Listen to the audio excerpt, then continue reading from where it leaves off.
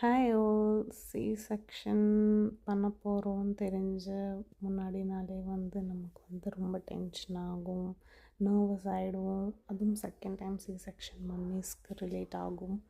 Because first குழந்தைய விட்டுட்டு போகணும். ஸோ நமக்கு என்ன ஆகும், எப்படி போகும் ஆப்ரேஷனுங்கிற ஒரு டென்ஷன் எல்லாருக்குமே இருக்கும். எனக்கும் இருந்தது. I felt to share that so that it's நார்மல்னு சொல்கிறதுக்காக தான். அண்ட் சி செக்ஷன்னாலே ஒரு டென்ஷன் தானே. ஸோ அதெல்லாம் கடந்து ஆப்ரேஷன் தேட்டரில் போகிற முன்னாடி வரைக்குமே ரொம்ப டென்ஷனாக தான் இருந்தது. அழுகியும் வந்துச்சு, ஏதாவது ஆயிடுச்சுன்னா நம்ம குழந்தைங்கள யார் பார்த்துப்பாங்கிற டென்ஷன் எல்லாமே எனக்கும் இருந்துச்சு.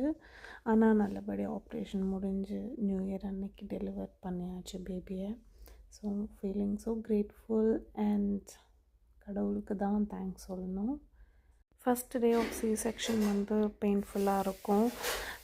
ஷிவரிங் இருக்கும், பாடியில் ரொம்ப ஷிவரிங் இருக்கும். நியர்லி 1/2 to 1 hour இருக்கும் சிலவங்களுக்கு. அது நார்மல் தான். ஃபஸ்ட்டு டே ஃபுல் பெட்டில் தான் ரெஸ்ட் பண்ண வேண்டிய வரும். டே 2 உங்களை நடக்க வைப்பாங்க. ஸோ ஃபஸ்ட் டைம் ஒர்க் பண்ணும்போது தலை சுற்றும், ரொம்ப பெயின்ஃபுல்லாக இருக்கும். தண்ணி குடிங்க, நல்லா நடக்கிறதுக்கு முன்னாடி தண்ணி குடிங்க. ஏன்னா தலை சுற்றி விழாமல் பார்த்துக்கணும். ரிலேட்டடாக வீடியோஸ் வேணும்னா கமெண்ட் பண்ணுங்கள், சப்ஸ்கிரைப் பண்ணுங்கள்.